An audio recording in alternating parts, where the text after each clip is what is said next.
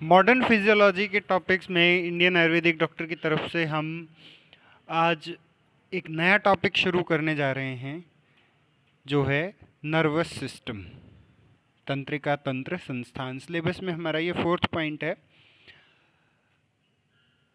First year के अंदर सबसे मुश्किल पार्ट एनाटॉमी और फिजियोलॉजी में नर्वस सिस्टम को ही माना जाता है, लेकिन मैं आपको बता दूं कि ये बेहद आसान है और यहाँ आप इसे आसानी से समझ सकते हैं। बहुत सारी चीज़ें ऐसी हैं जो हमें नेग्लेक्ट करनी होती हैं कि इन चीज़ों के बारे में आप बहुत ज़्यादा डिटेल में ना पढ़ें, तो ये आसान होता चला जाता है। तो एग्ज़ाम पॉइंट ऑफ व्यू से 50% स्टूडेंट ऐसे होते हैं जो नर्वस सिस्टम को सिलेबस से स्किप करके चलते हैं कि ये उन्हें पढ़ना ही नहीं है। कि मैं आपको बताऊंगा कि इसमें बहुत सारी ऐसी चीज़ें हैं जो आप आसानी से याद कर सकते हैं, जो आपने पहले 12th क्लास में पढ़ी हैं। सिर्फ उन्हीं चीज़ों को रिवाइज कर लेने से, एक रीडिंग लगा लेने से ही आप नर्वस सिस्टम को पूरा अटेम्प्ट कर सकते हैं। चलिए शुरू करते हैं। नर्वस सिस्टम क्या है? ये रेगुलेटरी सिस्टम है बॉडी का। The nervous system as a regulatory system made up of million neurons, बहुत सारे न्यूरॉन से मिलकर के बना हुआ, even neuroglia. The nervous system controls the all activity of body. शरीर की सभी क्रियाओं को कंट्रोल करने वाला ये सिस्टम नर्वस सिस्टम कहलाता है। मास्टर सिस्टम है बॉडी का। हर एक काम, बोलना, चलना, पढ़ना, याद करना, ये सब चीज़ें नर्वस सिस्टम के द्वारा ही पूरी हो पाती हैं। एक वर्ड आया है यहाँ पे, न्यूरॉन।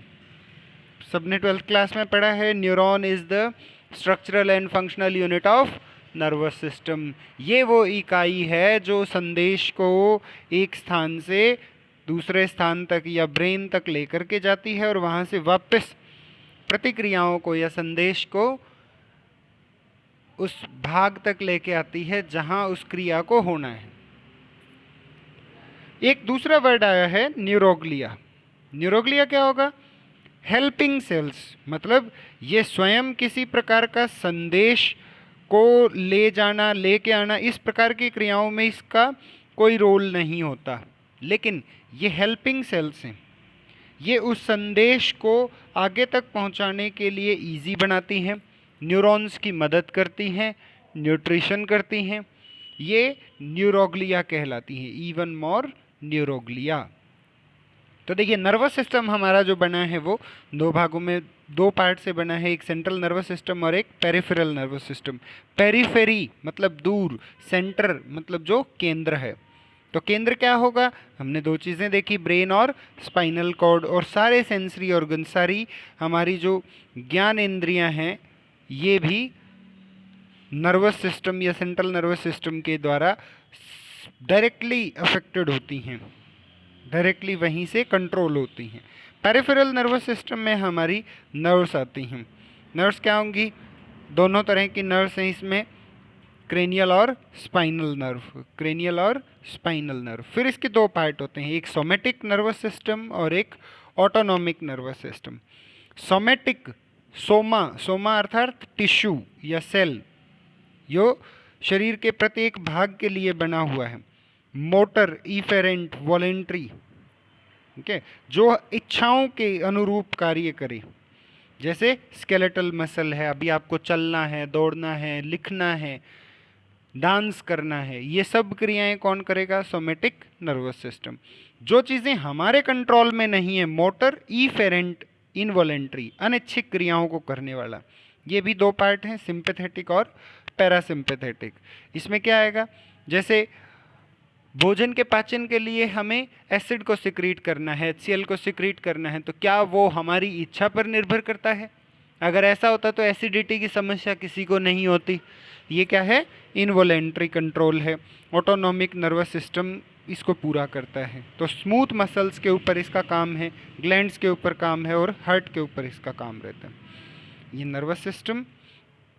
उसके बाद देखिए, सेंट्रल नर्वस सिस्टम के दो पार्ट हम ये पढ़ चुके हैं सभी पीछे। कि ब्रेन और स्पाइनल कॉर्ड है, पेरिफेरल नर्वस सिस्टम में सोमेटिक नर्वस सिस्टम और ऑटोनॉमिक नर्वस सिस्टम आता है।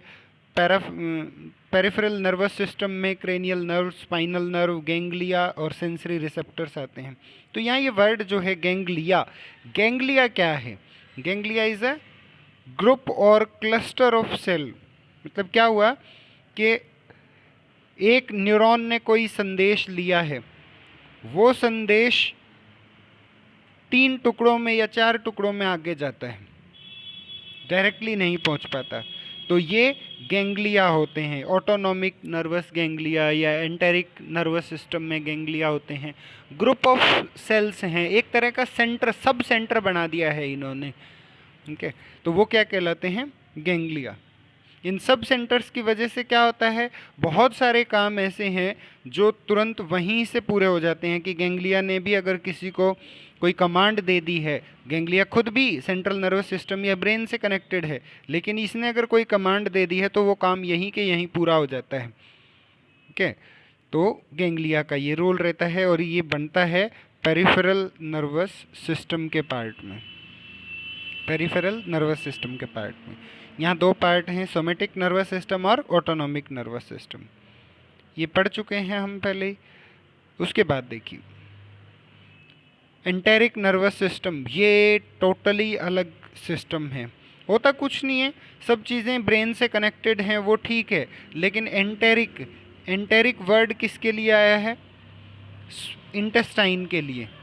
इंटेस्टाइन का जो पार्ट है, यहाँ पर नर्वस सिस्टम का एक अलग कंट्रोल रहता है, ये बाकी चीज़ों से अफेक्टेड नहीं होता। मेजर पार्ट जो है इसका वो वेगस नर्व के माध्यम से पूरा होता है। ये एंटेरिक नर्वस सिस्टम है। Brain of the gut, brain of the gut का अर्थ क्या होगा कि इंटेस्टाइन का अपना स्वचलन, ठीक है, consist of enteric plexus. Plexus का अर्थ क्या होता है? प्लेक्सिस का अर्थ क्या होगा? कोई ऐसी जगह या पार्ट जहाँ से बंच ऑफ नर्व निकलती हैं, बहुत सारी नर्व निकल रही हैं जहाँ से, तो वो प्लेक्सिस कहलाता है। आप एंटेरिक नर्वस सिस्टम में एक नाम शायद आपने सुना हो, इसको कहते हैं सियोलिक प्लेक्सिस, या एनाटॉमी की बुक में आप बहुत बार पढ़ते हैं ब्रेकियल प्लेक्सिस। ब्रेकियल प्लेक्सिस ये क्या है? बंच ऑफ सेल्स या न्यूरॉन्स। बंच मतलब गुच्छा है, वहाँ पर बहुत सारी सेल्स निकल रही हैं, बहुत सारे न्यूरॉन्स निकल रहे हैं, बहुत सारी नर्व निकल रही हैं जो अलग अलग काम करती हैं। एंटेरिक नर्वस सिस्टम के काम क्या होते हैं? Monitor chemical changes in the GIT. ठीक है, गैस्ट्रोइंटेस्टाइनल ट्रैक में जितने भी केमिकल चेंजेस होते हैं ये इसको पूरा करते हैं। दूसरा है motor neuron control, contraction of GI tract, smooth muscle and secretions of GI tract organs. ठीक है, तो मोटर न्यूरॉन का कंट्रोल भी अलग से ही सिस्टम चल रहा है, ये एंटेरिक नर्वस सिस्टम। यहाँ पे ये क्या करेंगे, हमारी इंटेस्टाइन की जो मसल्स हैं, जो स्मूथ मसल्स हैं, उन सभी का कॉन्ट्रैक्शन यहीं से पूरा होता है। सिक्रेशंस होंगे यहाँ पर, आप देखते हैं पेनक्रिएटिक जूस है। नेक्स्ट जो हमारा टॉपिक होगा जो सिलेबस के अकॉर्डिंग है डाइजेस्टिव सिस्टम, वहाँ हम देखेंगे कि किस प्रकार से पेरिस्टालसिस मूवमेंट होती हैं, पेरिस्टालसिस गतियाँ रहती हैं, वहाँ से एसिड के सिक्रेशन होते हैं, वो सब कौन कंट्रोल करता है? Enteric nervous system. उसके बाद है ये ब्रेन के पार्ट बताए हुए हैं, जब हम ब्रेन पढ़ेंगे तो हम इन चीज़ों को आगे समझेंगे। ठीक है, ब्रेन अलग से आपको पढ़ना है। नर्वस सिस्टम के फंक्शंस क्या होंगे? नर्वस सिस्टम सेंसरी इनपुट, ये संवेदनाओं को, सेंसेस को गैदर मतलब इकट्ठा करता है सेंसरी इन्फॉर्मेशन को, और फिर वो ब्रेन को या स्पाइनल कॉर्ड को पास ऑन कर देता है कि अभी आपको देखना है, चलना है, कोई चीज़ लिखनी है, म्यूज़िक सुन रहे हैं तो इंटरेस्ट आ रहा है। ये सब चीज़ें सोमेटिक या सेंसरी इनपुट जो फंक्शन है किसका है? सेंट्रल नर्वस सिस्टम का।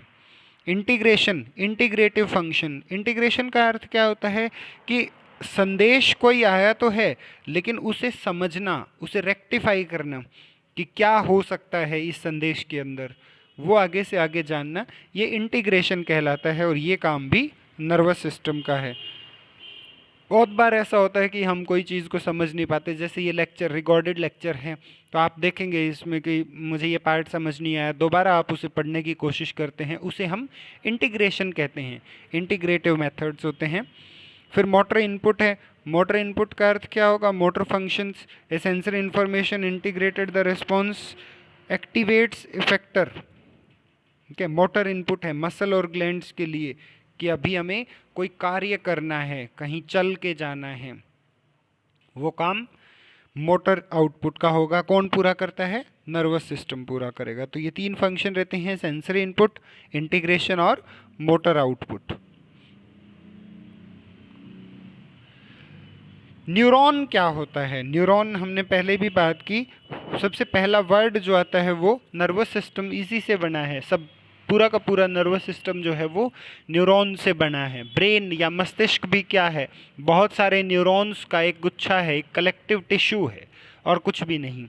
स्पाइनल कॉर्ड क्या है? ब्रेन का ही कंटिन्यूएशन है, ब्रेन ही आगे चल करके इलोंगेट होकर के स्पाइनल कॉर्ड बनाता है।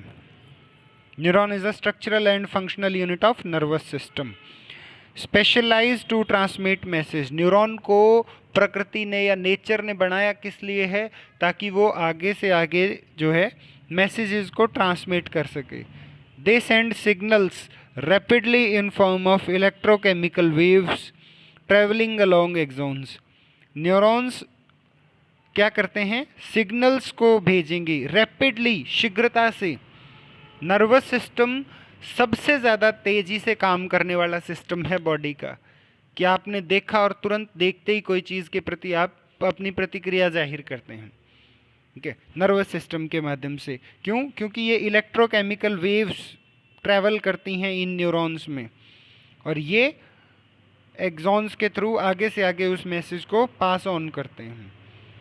तो न्यूरॉन के कितने पार्ट होते हैं? 3 पार्ट हैं, जैसा हमने सेल फिजियोलॉजी में भी पढ़ा था।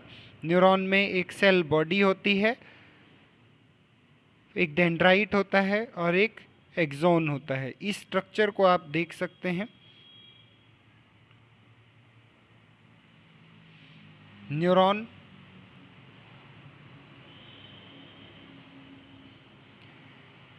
ये जो ऊपर आप पार्ट देख रहे हैं ये होते हैं डेंड्राइट, ये बीच में है सेल बॉडी और ये नीचे की तरफ हैं एक्सोन्स। सेल बॉडी के अंदर क्या होगा? एक न्यूक्लियस होता है, निसिल बॉडी होती हैं, माइटोकॉन्ड्रिया, गोल्गी अपरेटस और न्यूरोफाइब्रिल्स। डेंड्राइट्स के अंदर क्या होते हैं? ये सेल बॉडी का एक्सटेंशन है, सिर्फ उसी का आगे बढ़ा हुआ भाग है डेंड्राइट। निसिल ग्रेन्यूल्स और न्यूरोफाइब्रिल्स ये इसके अंदर पाए जाते हैं। डेंड्राइट ये इम्पल्सेस को कंडक्ट करते हैं, सेल बॉडी के अंदर जो भी प्रतिक्रिया हुई है वहाँ से इम्पल्सेस को लेकर के आगे किसी दूसरे पार्ट तक ट्रांसफ़र करना, ये काम है डेंड्राइट्स का। फिर एक्सॉन्स की बात आती है तो एक्सॉन्स क्या हैं? Long thin cylindrical projection. ये कह सकते हैं कि डेंड्राइट्स जो हैं वो बहुत सारे भी हो सकते हैं, एक्सॉन एक ही होता है। ठीक है, सिंगल स्ट्रैंडेड एक्सॉन रहता है, लॉन्ग होता है, बड़ा, और थिन और सिलेंड्रिकल के conduct impulses away from the cell body. ये सेल बॉडी से मैसेजेस को लेकर के आगे ट्रांसफ़र करते हैं। ये अशाखीय प्रवर्धन होते हैं जो कोशिकाओं से आवेग लेकर के जाते हैं। एक्सॉन्स 2 तरीके के होते हैं, एक माइलिनेटेड एक्सॉन्स होते हैं और एक नॉन माइलिनेटेड एक्सॉन्स होते हैं। माइलिनेटेड का मतलब क्या होता है कि जैसे आप मान लीजिए ये आपके पास एक एक्सॉन है, इसके ऊपर इस प्रकार से एक कवरिंग होती है, एक शीट है, एक आवरण है, कपड़ा ढका हुआ है। इस आवरण का नाम क्या है? माइलिन। माइलिन, ये माइलिन से ढकी हुई है इसलिए इसका नाम क्या होगा? Myelinated axon. और जिसके ऊपर ये माइलिन नहीं होता है वो क्या कहलाते हैं? Non myelinated axons. Axon not covered by myelin sheath. फिर संरचना के आधार पर ये न्यूरॉन 3 तरीके के होते हैं, मल्टीपोलर न्यूरॉन, बाइपोलर न्यूरॉन और यूनिपोलर न्यूरॉन। मल्टीपोलर न्यूरॉन में पोल, पोल का अर्थ क्या होगा? कि जिसके बहुत सारे पार्ट्स हैं, कि जिसमें जो डेंड्राइट्स हैं वो बहुत सारे हैं। ठीक है, बाइपोल, बाई मतलब, बाई शब्द का अर्थ क्या होगा? 2। ठीक है, जिसमें एक दो पार्ट होते हैं, ठीक है, एक डेंड्राइट का पार्ट होगा और एक एक्सॉन का पार्ट होगा। उसी प्रकार से यूनिपोलर, यूनिपोलर क्या होंगे कि दोनों चीज़ें एक ही जगह से निकली हैं, बाद में अलग अलग हो जाती हैं, ये यूनिपोलर न्यूरॉन कहलाते हैं।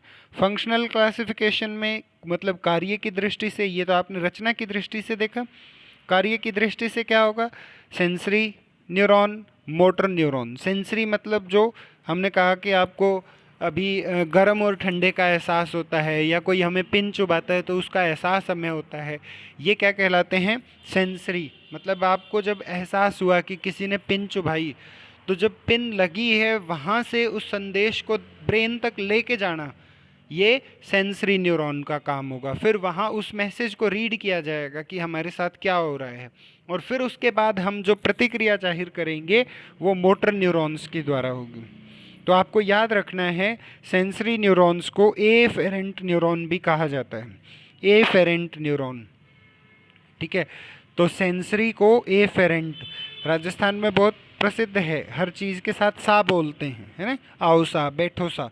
तो आपको ऐसे याद रखना है कि ये सा रिस्पेक्टेड है ना, न्यूरॉन है तो नर्वस सिस्टम है, तो ये रिस्पेक्टेड पार्ट है हमारी बॉडी का, इसलिए इसे इस प्रकार से ध्यान रखेंगे। इस दूसरा जो पार्ट है मोटर, मोटर को सा मी, ठीक है, मी। मोटर कैसा होगा, ईफेरेंट होगा, मोटर कैसा होगा, ईफेरेंट होगा। इंटर न्यूरॉन्स, इंटर न्यूरॉन क्या होते हैं, ना वो सेंसरी हैं ना मोटर हैं, वो केवल एक जगह से दूसरी जगह तक संदेश ले जाने वालों के बीच में रहते हैं, केवल उस संदेश को पास ऑन किया हुआ है, ये क्या कहलाते हैं, इंटर न्यूरॉन्स। फिर एक आता है नोड्स ऑफ रेनेविर। नोड्स ऑफ रेनेविर क्या होते हैं, ये एक्चुअली कोई पार्ट नहीं है, ये जो क्लासिफिकेशन दिया है फंक्शनल क्लासिफिकेशन, ये यहीं तक का है, इंटर न्यूरॉन्स तक का। बाकी जो ये पार्ट है नोड्स ऑफ रेनेविर क्या होते हैं, अभी हमने बात की कि हमारे पास एक्सॉन जो है वो सिंगल होता है, लॉन्ग, थिन, सिलेंड्रिकल, ये इसके ऊपर एक माइलिन की शीट होती है। इन माइलिन की शीट के बीच में जो ये गैप बच जाता है, ये गैप ही क्या कहलाता है, नोड्स ऑफ रेनेविर, नोड्स ऑफ रेनेविर। फिर एक्सॉन टर्मिनल्स होते हैं। एक्सॉन टर्मिनल्स क्या होंगे कि जब हम इस एक्सॉन के बारे में पढ़ रहे थे, तो ये एक्सॉन का जो एंड पार्ट है, यहाँ पर खूब सारे पार्ट आगे न्यूरॉन के बन जाते हैं, खूब सारे फाइबर्स आ जाते हैं, ये एक्सॉन टर्मिनल्स कहलाते हैं। Divided into many processes called axon terminals. Axon terminals contain vesicles, तो इनके अंदर क्या होते हैं, न्यूरो ट्रांसमीटर, न्यूरो ट्रांसमीटर, क्योंकि हमने जब सेल फिजियोलॉजी पढ़ रहे थे तब हमने इन चीज़ को पढ़ा था कि कैसे जो है संदेश या सेल किस प्रकार से काम करती है न्यूरो ट्रांसमीटर के माध्यम से। फिर होता है सिनेप्स। सिनेप्स का अर्थ क्या होता है, जंक्शन बिटवीन टू न्यूरॉन्स। भाई एक साइड से डेंड्राइट्स आ जाते हैं, एक साइड से एक्सॉन्स आ जाते हैं, ठीक है। तो ये जो इन तीन दोनों के बीच में जो जंक्शन बनता है वो क्या कहलाता है, सिनेप्स। फंक्शनल क्लासिफिकेशन आप और देख सकते हैं, फंक्शनल क्लासिफिकेशन ये सिनेप्स की फंक्शनल क्लासिफिकेशन है, ठीक है। सिनेप्स अपने आप में एक टॉपिक है, फंक्शनल क्लासिफिकेशन न्यूरॉन का वो यहीं समाप्त हो जाता है, उसके बाद ये कुछ डेफिनेशन है, कुछ पार्ट हैं। और सिनेप्स 2 नंबर का क्वेश्चन बनता है। सिनेप्स 2 प्रकार के होते हैं, इलेक्ट्रिकल भी और केमिकल सिनेप्स भी। Electrical synapse faster than chemical synapse, ये जल्दी काम करते हैं। The pre synaptic and post synaptic neuron by gap junction, ठीक है। तो प्री साइनेप्टिक हम समझ गए, साइनेप्स से पहले का जो एक्सॉन का पार्ट रहेगा, साइनेप्स से पहले का, वो प्री साइनेप्टिक न्यूरॉन कहलाएगा।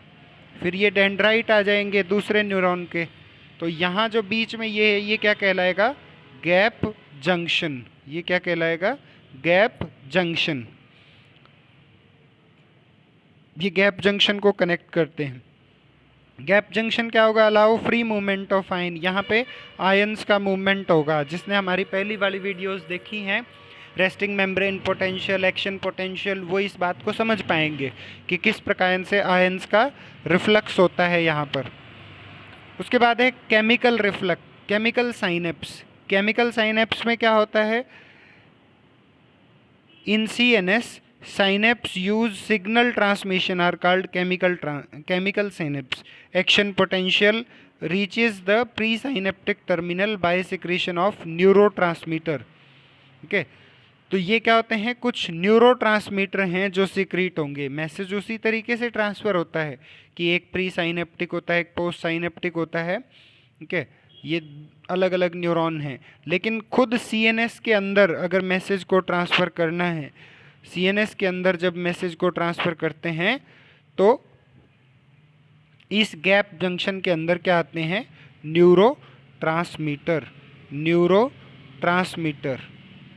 ये न्यूरोट्रांसमीटर आपने नाम भी सुना होगा, अलग अलग न्यूरोट्रांसमीटर होते हैं। जैसे एक 12th क्लास का बड़ा फेमस सा नाम है एसिटाइल कोलिनेस्ट्रेज, ये एक न्यूरोट्रांसमीटर है। ठीक है, या पेन के लिए कुछ न्यूरोट्रांसमीटर होते हैं, ऐसे ही टेम्परेचर के लिए कुछ न्यूरोट्रांसमीटर होते हैं। इनकी खास बात क्या है कि ये केमिकल जो मैसेंजर्स हैं या केमिकल साइनेप्स हैं, ये CNS के अंदर ही होते हैं। ओके, इनसाइड द CNS, ये CNS के अंदर रहेंगे।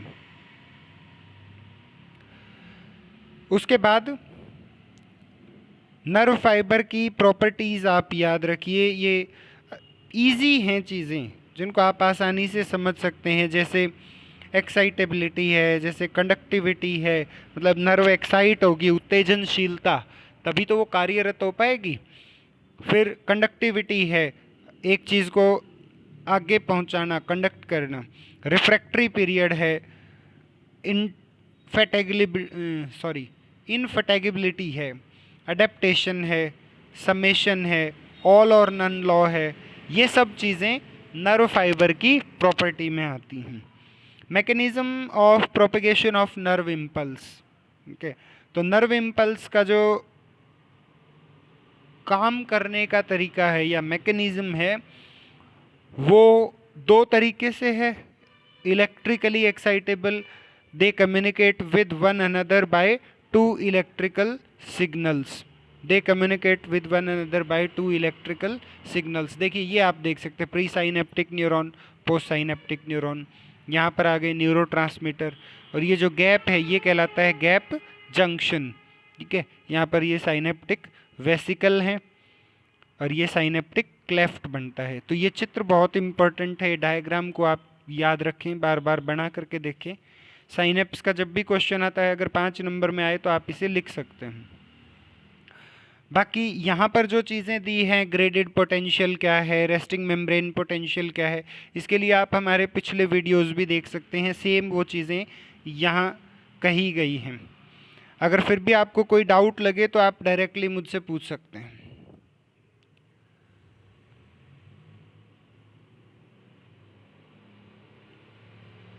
उसके बाद है spinal cord.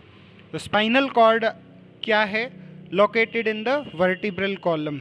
Spinal cord located in the vertebral column. Vertebral column के अंदर स्पाइनल कॉर्ड जो है वो सिचुएटेड होती है।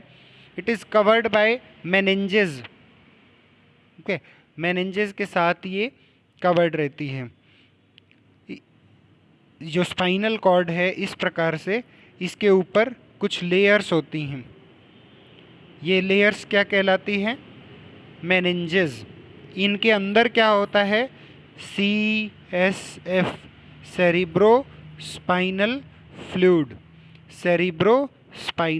फ्लूइड, तो ये जो 3 लेयर्स हैं, सबसे बाहर जो होती है वो ड्यूरा मैटर, फिर अरेक्नॉइड मैटर और फिर पाया मैटर की लेयर होती है, और सेंटर में हमारी स्पाइनल कॉर्ड रहती है। तो ड्यूरा मैटर, अरेक्नॉइड मैटर और पाया मैटर। तो DAP से हम इसको याद रख सकते हैं, DAP, dura mater, arachnoid matter और पाया मैटर। ये क्या होते हैं, मेनिंजेस के बीच में एक तरल पदार्थ होता है जिसे हम CSF कहते हैं, और वो इन 3 लेयर्स के बीच में होता है, ड्यूरा मैटर, अरेक्नॉइड मैटर और पाया मैटर। इसी सीक्वेंस में ये लगी रहती हैं। जैसे यहाँ अलग अलग लिखा ना, ड्यूरा मैटर है, फिर पाया मैटर, फिर अरेक्नॉइड मैटर। आप ऐसे इसको याद ना करें, याद सीक्वेंस में रखें, बाहर से अंदर की ओर। फिर स्पाइनल नर्व जो हैं वो स्पाइनल नर्व 31 पेयर होते हैं, सर्वाइकल के 8 हैं, सर्वाइकल के 8 पेयर होते हैं। स्पाइनल नर्व के टॉपिक को हम नेक्स्ट वीडियो में कंक्लूड करेंगे। Thank you.